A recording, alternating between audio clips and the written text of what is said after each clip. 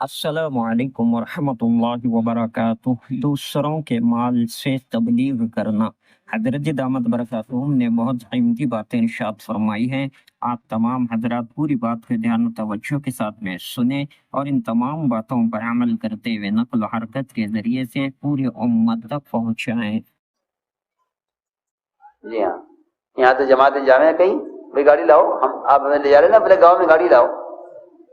जी हाँ, लिखा है उलमा ने कि जो तबलीग दूसरे के माल पर हो मौसिर नहीं होती।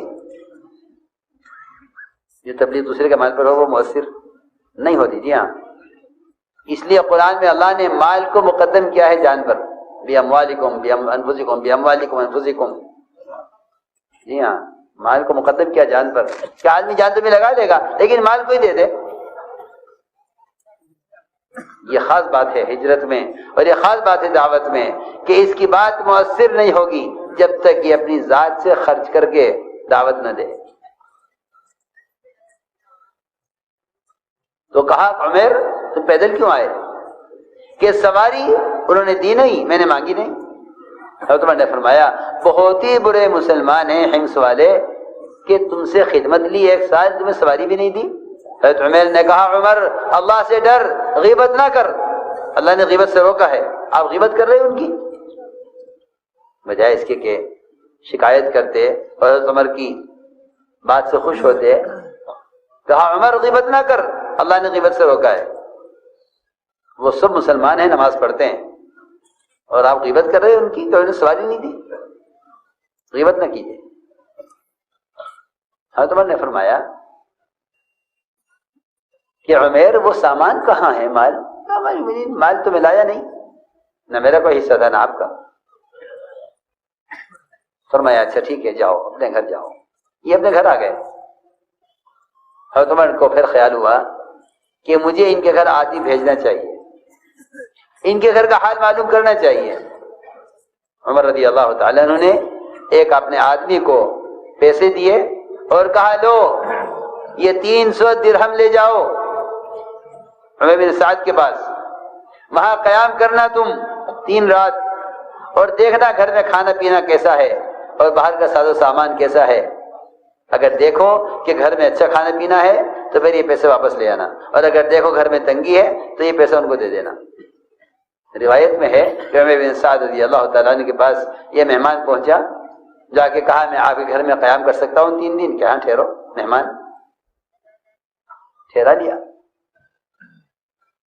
रोजाना 1 टिकिया रोटी की तैयार होती थी और वो इस टिकिया को इस मेहमान को खिला दिया करते थे और उमर इब्न साद उनकी बीवी फाका करते थे। एक रोटी तैयार होती थी, वो 1 रोटी मेहमान को खिला दिया करते थे। 3 दिन फाका किया, 3 मियाँ बीवी ने। तीसरे दिन कहा मेहमान से हमारी आपसे दरख्वास्त है कि आप किसी और घर में मेहमान हो जाइए, हमारे यहाँ फाकी गुंजाइश नहीं है, इसलिए कि हम 3 दिन से फाका कर रहे हैं और आपको रोटी खिला रहे हैं। अब से भूख बर्दाश्त नहीं होती। ओहो, ये सुनकर हारिस ने चीख मारी कि ये हालात हैं। फरमाया ये लीजिए माल दिया है तो उमर ने आपके लिए। हज़रत उमर ने माल को देख हज़रत उमर ने माल को देखकर कहा हमें माल नहीं चाहिए, हमें माल नहीं चाहिए, वापस ले जाओ, हमें नहीं चाहिए। कहो उमर से हमें माल नहीं चाहिए, वापस ले जाओ। घर की तंगी का यह हाल है और माल रद्द कर दिया। बीवी ने कहा कि मैं आपको मशवरा देती हूं, हमारे पड़ोस में वो अंसार जो अल्लाह के रास्ते में शहीद कर दिए गए, उनके यतीम बच्चे यहाँ हैं। उन यतीम बच्चों पर खर्च करने के लिए ये माल ले लो, हम न लें, आप भी न लें, हम भी न लें, उन पर खर्च करने के लिए ले लो। मैं हाँ अगर ये बात है तो ले लेते हैं। वो लिया और इस हारिस जो पैसे लेकर गया था उमर की तरफ से, इसके वापस जाने से पहले पहले उमर बिन साद वो सारे दिरहम का थैला लेकर बाहर निकले और 300 दिरहम वो सारे तकसीम कर आए फुकराए सहाबा की और फुकराए सहाबा के औलादों में, सब तकसीम करके आ गए और कहा कि सलाम कह देना हमारा जाओ, आगे वापस। हजरत पूछा भाई क्या हुआ पैसे का? کہ جی میں نے ان کو دے دیا تھا، انہوں نے کیا کیا مجھے تو خبر نہیں. وہ باہر لے کر نکلے تھے. حضرت عمر نے پھر بلایا عمیر بن سعد کو، جلدی میرے پاس پہنچو. فرمایا عمیر کیا کیا تم نے اس پیسے کا جو میں نے بھیجا تھا؟ حضرت عمیر نے کہا مومنین آپ کو کوئی حق نہیں ہے سوال کرنے کا، آپ ایک چیز دے چکے ہیں، آپ کو کیا حق ہے کہ آپ اس سے بس سے پوچھے تم نے پیسے کیا کیا؟ حضرت عمر نے فرمایا نہیں، میں تمہیں حکم دیتا ہوں، مجھے بتانا پڑے گا تم نے پیسے کا کیا کیا. فرمایا قدمتها للآخرہ، میں نے تو وہ پیسہ آخرت کے لیے آگے بڑھا دیا ہے، وہاں ضرورت پڑے گی آخرت میں. میرے دوستو عزیزو، جو جا کے ملکوں میں کماتے ہیں وہ کما کما کر اپنی ضرورتوں کو بچا بچا کر اور بڑی مشقت کی زندگی ملکوں میں گزار کر وہاں سے ملازمت سے پیسہ کما کما کر اپنے ملک میں بھیجتے ہیں کہ واپس یہاں آنا ہے، یہاں کام آئے گا. خدا کی قسم جس طرح میں ایک ملک میں کما کر اپنے وطن میں پیسہ بھیجتے ہیں، اس سے کہیں زیادہ صحابہ کرام آخرت کے لیے تیاری کرتے تھے کہ وہاں ضرورت پڑے گی. مدینہ مرکز بیجاپور.com. وہاں ضرورت پڑے گی. یہاں ملازم وہ ملکوں میں جا کر کما کر اپنے ملک میں اتنا نہیں بھیجتے جتنا صحابہ کرام دنیا میں کما کر آخرت کے لیے بھیجا کرتے تھے کہ وہاں کام آئے گا. حضرت عمر نے فرمایا عمیر بتانا پڑے گا. فرمایا میں نے آخرت کے لیے آگے بڑھا دیا. حضرت عمر نے فرمایا اللہ تمہارے حال پر رحم کرے، لو یہ غلہ لے جاؤ اور یہ کپڑے لے جاؤ. فرمایا غلہ مجھے نہیں چاہیے. میں جب گھر سے چلا تو میرے پاس آج کے کھانے کا انتظام تھا، جو موجود تھے گھر میں روٹی بنانے کے لیے، اور کل کی روزی اللہ دیں گے، کل کی روزی اللہ کے ذمہ ہے، مجھے نہیں چاہیے. ہاں کپڑا لے لیتا ہوں، میری بیوی ننگی ہے، اس کے پاس کپڑا نہیں ہے. کپڑا لے لیا اور چلے گئے. ابھی گئے تھے چند دن کے بعد ان کا انتقال ہو گیا. جنازہ لایا گیا عمر کے پاس اور جنازہ رکھا گیا بقیع میں. عمر رضی اللہ تعالیٰ عنہ نے سارے صحابہ کو جمع کیا. فرمایا تم میں سے کس کی جو تمنا ہے کرو. کسی نے کہا میرے پاس گھر بھر کر مال ہو، سونا اللہ کے راستے میں خرچ کروں. کسی نے کہا میرے پاس اتنے غلام ہو، میں اتنے غلام اللہ کے لیے آزاد کروں. کسی نے کہا میرے پاس اتنی طاقت ہو کہ میں آنے والے حاجیوں کو زمزم کے کنویں سے زمزم کھینچ کر پلاؤں حاجیوں کو. فرمایا تم تمنا کر چکے ہو کہ ہاں کر چکے. فرمایا میری تمنا یہ ہے کہ میرے پاس عمیر بن سعد جیسے آدمی ہوں کہ میں ان کو مسلمانوں کے کام کے لیے استعمال کروں.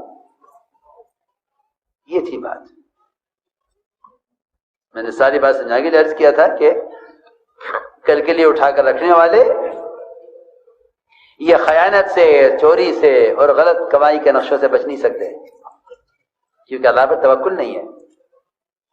جتنا اللہ کی ذات پر توکل آدمی کو حرام سے روکتا ہے، اتنا کوئی اور راستہ حرام سے بچنے کا نہیں ہے.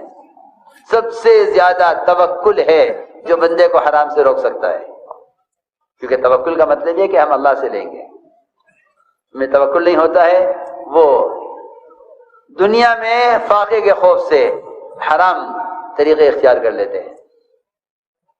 ہم نے عرض کیا کہ آپ نے فرمایا کہ یہ خصلتیں اور یاد کر لو، اب اندر پیدا کر لو. لا تجمعوا ما لا تاکلون، کہ مال جمع نہ کرو ضرورت سے زیادہ. اور یہ فرمایا کہ مکان تعمیر نہ کرو ضرورت سے زیادہ، اس لیے کہ بدترین مال ہے وہ جو تعمیر میں ضرورت سے زیادہ خرچ کیا جائے. فرمایا بدترین مال ہے وہ. اللہ کو حلال مال میں سب سے زیادہ نفرت اس مال سے ہے جو مال مکان کی تعمیر میں خرچ کیا جائے ضرورت سے زیادہ. ضرورت کی حد تک تو ہے اجازت، ضرورت سے زائد مال خرچ کرنا تعمیر میں اللہ کو سب سے مبغوض اور اللہ کے نزدیک سب سے برا مال ہے جو تعمیر میں خرچ کیا جائے. اور فرمایا کہ اس دنیا میں رغبت نہ کرو جس کو چھوڑ کر جانا ہے، اور اس اللہ تعالی اور اس آخرت میں رغبت کرو جہاں ہمیشہ رہنا ہے. اور پانچویں بات یہ فرمائی کہ اس اللہ سے ڈرتے رہو جس کے پاس سب کو جمع ہونا ہے. یہ 5 باتیں آپ نے فرمائی. تو میرے دوستو عزیزوں، ساری محنت اور کوشش اس کی ہے کہ ہمارے اندر یہ خصلتیں پیدا ہوں، اور یہ مشکل نہیں ہے. یہ ساری نقل و حرکت محنت اس کے لیے تھی کہ ہم اپنے اندر سے بدلیں. دعوت تبدیلی کے لیے ہے، دعوت تبدیلی کے لیے ہے، اور اس میں کوئی شک نہیں کہ اللہ رب العزت نے اس راستے میں اور اس کام میں یقین اور ماحول کی تبدیلی رکھی ہے۔ نماز اپنی قوم کو دعوت دینے گئے، صبح دعوت دی، شام تک ساری قوم اسلام میں داخل ہوئی، نمازیں ہونے لگیں، مسجدیں بن گئیں، اذانیں ہونے لگیں، با جماعت نماز ہونے لگی، کیونکہ اللہ تعالی نے دعوت میں تاثیر اور قوت رکھی ہے یقین اور ماحول کے بدلنے کی۔ اس لیے ہمیں اپنے فرض منصبی دعوت اللہ کی طرف اجتماعی طور پر آنا چاہیے۔ تبلیغ کوئی صرف تعلیم کے لیے نہیں ہے کہ آدمی دین سیکھ کر فارغ ہو جائے، نہیں، بلکہ اقامت دین کو قائم کرنے کا ایک مسلسل جہد ہے۔ دعوت جہد مسلسل کو کہتے ہیں۔ فرماتے تھے ایسا تسلسل ہے داعی کی محنت میں جیسا سورج کی حرکت میں تسلسل ہے۔ سورج چھیڑتا نہیں ہے، سورج چھیڑتا نہیں ہے، یہ مسلسل حرکت میں ہے۔ اس نور روشنی کے ساتھ فرمایا کہ داعی کہ یہ مسلسل حرکت میں ہو، اس کی نقل حرکت سے اسلام کا نور عالم میں پھیلے گا، اور اس کی نقل حرکت سے کفر کی ظلمتیں ختم ہوں گی۔ اس لیے یہ بات سب کے ذہن میں رہے کہ خروج اور نفر اور نقل حرکت یہ دین کا قوام ہے، یہ دین کا قوام ہے۔ قوام کہتے ہیں اس چیز کو جس پر مدار ہوتا ہے۔ دین کے قائم رہنے کے لیے اور دین کی بقا کے لیے نقل حرکت بنیادی فریضہ ہے۔ اس میں کوئی شک نہیں، خدا کی قسم، کہ اللہ کے راستے کی نقل حرکت کے سوا امت کو ارتداد سے بچانے کا اور کوئی ذریعہ نہیں ہے۔ اس امت کو متحرک بنایا گیا تھا۔ اللہ کے راستے پھرنا اللہ کا امر ہے، ہم اس کام کو اللہ کے امر کی وجہ سے کرتے ہیں۔ اس کام میں پھرنا اللہ کا امر ہے۔ انفروا خفافا وثقالا، نکلو اللہ کے راستے میں ہلکے ہو یا بھاری۔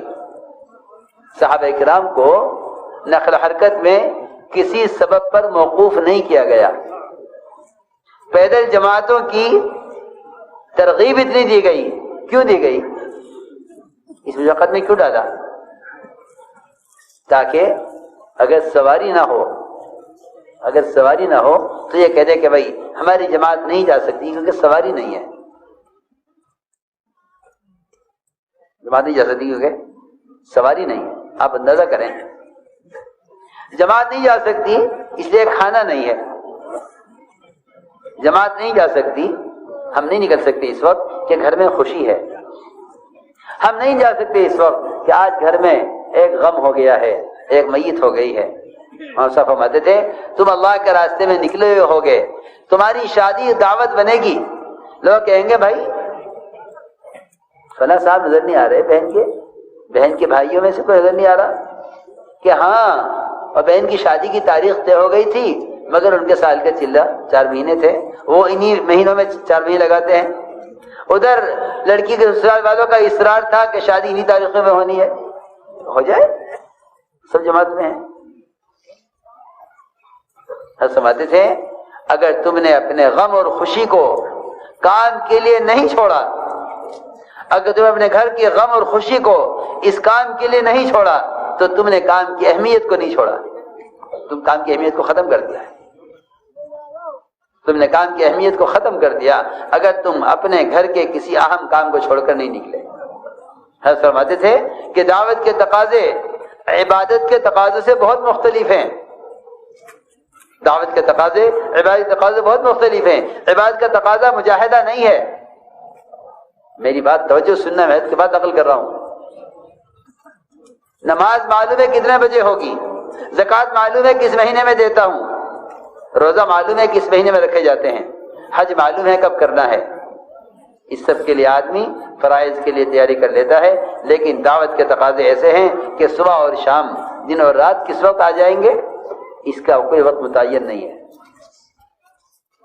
اس لیے صحابہ کرام نے غم میں اور خوشی میں، دکھ میں، بیماری میں، کروڑوں میں ہوتے ہوئے، مقروض ہوتے ہوئے، بیمار اور کمزور ہوتے ہوئے، صحابہ کرام نے سواری ہو یا نہ ہو، صحابہ کرام نے کبھی اللہ کے راستے کے خروج میں تاخیر نہیں کی۔ فرماتے تھے صحابہ کو ہر حال میں نکالا گیا قیامت کو امت کے بتانے کے لیے کہ قیامت تک آنے والے مسلمانوں کے لیے کوئی حال، کوئی موقع ایسا نہیں ہو سکتا جس میں یہ کہیں کہ ہم اس وقت نہیں نکل سکتے۔ صحابہ کو ہر موقع پر نکالا۔ اگر سواری نہیں ہے تو پیدل چلایا۔ حضور اکرم صلی اللہ علیہ وسلم خود آپ بغیر سواری کے، سواری نہیں ہے، ایک سواری ہے صرف، جماعت بنی 3 کی، سواری ایک، اونٹ ایسی سواری ہے جس پر ایک ہی آدمی سوار ہو سکتا ہے۔ اللہ کی شان۔ آپ کی سواری الگ نہیں تھی، آپ کے ساتھ 2 صحابہ اور جوڑے گئے جو باری باری سوار ہوتے تھے۔ آپ اپنی باری پیدل چلتے تھے۔ صحابہ نے عرض کیا کہ یا رسول اللہ آپ سوار رہیے، ہم پیدل چلیں گے۔ فرمایا نہیں، تم مجھ سے زیادہ مضبوط نہیں ہو اور میں اس اجر سے مستغنی نہیں، مجھے بھی یہ اجر چاہیے جو اجر تمہیں چاہیے، مجھے بھی اجر چاہیے۔ یہ نہیں فرمایا کہ سواری ہو نکل جانا۔ مزاج یہ بنایا گیا تھا کہ تم اللہ کے راستے میں پیدل چلو گے، یہ پیدل چلنا جہنم کی آگ کو حرام کر دے گا۔ ابو بکر رضی اللہ تعالیٰ عنہ حضرت اسامہ کی جماعت کو رخصت کرنے کے لیے مدینے سے باہر تک آئے تھے۔ حضرت اسامہ سواری پر تھے، ابو بکر صدیق پیدل چل رہے تھے۔ حضرت اسامہ نے عرض کیا یا آپ سوار ہو جائے، میں نیچے اترتا ہوں۔ فرمایا اسامہ نہ تم نیچے اترو گے نہ میں سوار ہوں گا، اس لیے کہ میں نے سنا ہے، فرماتے حضور اکرم صلی اللہ علیہ وسلم کو، کہ اللہ کے راستے میں جماعت کو رخصت کرنے کے لیے بھی اگر کوئی شخص چند قدم پیدل چلے تو ہر قدم پر 700 گناہ معاف ہوتے ہیں، ہر قدم پر 700 درجے بلند ہوتے ہیں، ہر قدم پر 700 نیکیاں ملتی ہیں۔ اسامہ ابو بکر کی کیا نقصان ہے اگر یہ فضیلت مل جاوے؟ اس لیے میں نے عرض کیا کہ سبب پر دعوت کو موقوف نہیں کیا۔ اس زمانے کے تو بے عقلوں کا خیال یہ ہے کہ ایک چینل ہو جسے اسلام پھیل جاوے۔ جب آدمی سنتوں سے دور ہو کر رواجی شکلوں کا عادی ہو جاتا ہے اور رواجی شکلیں سنت کے مقابلے محبوب ہو جاتی ہیں تو پھر وہ یوں کہتا ہے کہ وہ زمانے کا طریقہ تھا، یہ زمانے کا طریقہ ہے۔ نہیں، ہم دعوت اللہ میں اس سنت پر قائم رہیں جو طریقہ محمد صلی اللہ علیہ وسلم کا تھا۔ اس لیے اللہ کے راستے پیدل چلنے کے فضائل بتائے گئے، اور اس سے بڑھ کر صحابہ سب سواریوں پر تھے۔ جابر بن عبداللہ پیدل چل رہے تھے، حضرت جابر بن عبداللہ پیدل چل رہے تھے، باقی سب سواری پر۔ ایک صاحب نے کہا آپ کی سواری بیمار ہے کہ نہیں؟ آپ کی سواری میں کوئی علت کیا؟ کچھ نہیں۔ پھر آپ سواری ہوتے پیدل کیوں چل رہے ہیں؟ سواری ہے، سوار ہو کے چلیں۔ فرمایا میں اسے پیدل چل رہا ہوں کہ میں نے فرماتے ہوئے سنا ہے حضور اکرم صلی اللہ علیہ وسلم کو کہ اللہ کے راستے میں پیدل چلنا جہنم کی آگ کو حرام کر دیتا ہے۔ صحابہ بھی بہت ہوشیار تھے۔ صحابہ کے زمانے میں علم کا حاصل کرنے کا طریقہ یہ نہیں تھا کہ ایک آوے سیکھ کر چلا جاوے عمل کرے، بلکہ صحابہ کے زمانے میں تعلیم کا طریقہ اجتماعی تھا۔ جس طرح ان کی نماز اجتماعی تھی اس طرح ان کی تعلیم کا نظام بھی اجتماعی تھا۔ سنو میں کیا کہہ رہا ہوں، اس زمانے میں تو علم انفرادی چیز بن کے رہ گیا، اور یہی امت کے جہل کا اصل سبب ہے کہ علم سیکھنے کو انفرادی چیز بنا لیا گیا۔ اس مسلمان کی جہالت کا سبب یہ ہے کہ تعلیم انفرادی چیز بن گئی۔ صحابہ کے زمانے میں علم کا حاصل کرنا نماز کی طرح مسجد کا اجتماعی عمل تھا کہ مسائل یہاں سیکھو، فضائل یہاں سیکھو، علماء کی صحبت میں یہاں آ کے بیٹھو۔ 100% مسلمان تعلیم پر مجتمع تھے۔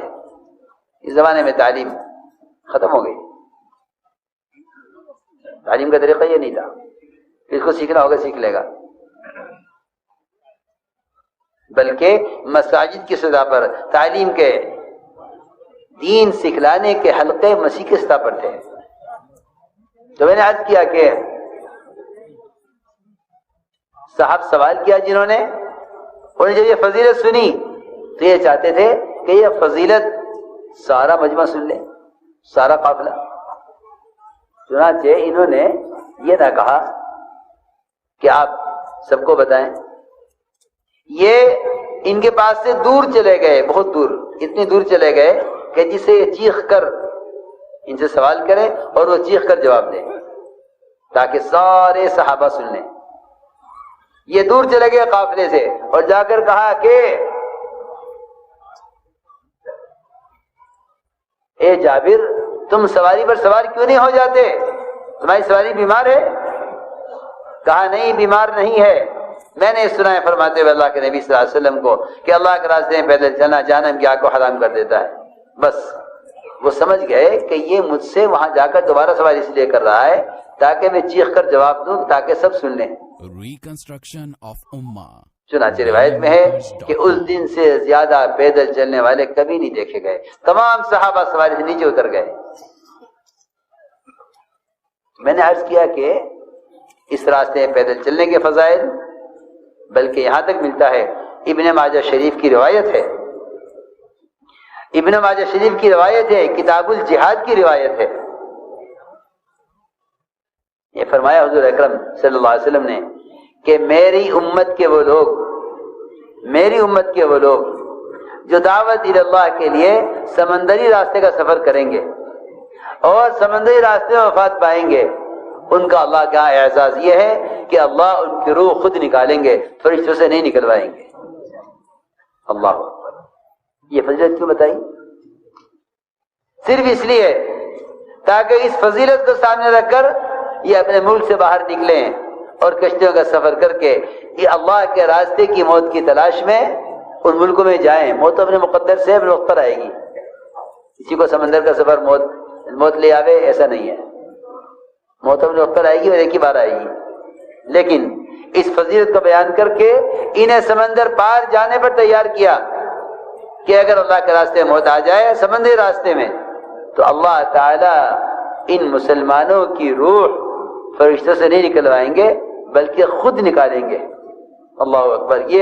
یہ اعزاز کسی کے لیے بھی نہیں ہے، یہ اعزاز کسی کے لیے بھی نہیں ہے. سارے اولیاء، سارے انبیاء، سارے شہداء، سب کی روح فرشتہ نکالے گا. لیکن دو ہیں ایسے کہ جن کی روح اللہ خود نکالیں گے، ایک ملک الموت کی روح اور دوسرے اللہ کے راستے میں سمندری سفر میں مرنے والے کی روح. عجیب بات ہے، لیکن وہی بات کہ ہماری طبیعتوں میں تقاضا نہیں ہے ملکوں میں پھرنے کا. یہ اس امت کا امتیاز ہے، یہ اس امت کی شان ہے کہ یہ سب سے پہلے اس کام کو کرے کہ یہ اپنے ملکوں کو اور علاقوں کو اپنی محنت کا میدان بنائے اور اپنے ملک چھوڑ کر نکلے. یہ ایک بڑی تعداد ہے کام کرنے والوں کی. 70-72 اجتماع ہو چکے ہیں بھوپال کے. میں سمجھتا ہوں کہ سالانہ اجتماع یہ اس صوبے کی خاصیت ہے اور اللہ تعالی جزائے خیر دے ان حضرات کو جو دوسرے صوبوں سے پرانے اجتماع کے موقع پر آتے ہیں. ان کے آمد کا بلانے کا مقصد بھی یہی تھا کہ ہم جمع ہو کر فکر کریں اور سوچیں کہ کس طرح سارے عالم میں ایمان اور اعمال کی فضا قائم ہو، کس طرح امت ارتداد سے بچ کر جنت کے راستے پر آئے، کس طرح امت جہنم میں گڑھے سے بچ کر جنت کے راستے پر آئے. اس لیے میں عرض کروں گا کہ ہمارے کم یا زیادہ جتنے ساتھی دوسرے صوبوں سے آئے ہیں، گجرات سے ماشاءاللہ اچھی تعداد آئی ہے ساتھیوں کی، انہیں چاہیے کہ اور دوسرے صوبوں سے بھی آنے والے ہیں کہ چاہیے تھا کہ مجمع کے ساتھ اختلاط کرتے اور اختلاط کر کے ان کو عالم بھر کے لیے تیار کرتے، ان کے حوصلے بڑھاتے، ان کے عزائم کراتے.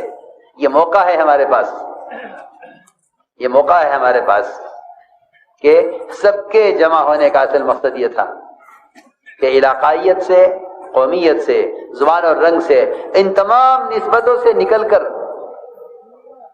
برادریوں کی دوریوں کو، برادریوں کے فاصلوں کو ختم کر کے یہ ایک ہو کر، جمع ہو کر اس دعوت کی محنت پر اور ایک فکر، ایک بات پر مجتمع ہو کر عالم بھر میں پھرتے. بس یہی میں عرض کروں گا جو ابتدا میں عرض کیا تھا کہ امت کی اجتماعیت کا یہی سبب ہے کہ دعوت پر امت مجتمع ہو جائے، دعوت پر امت مجتمع ہو جائے.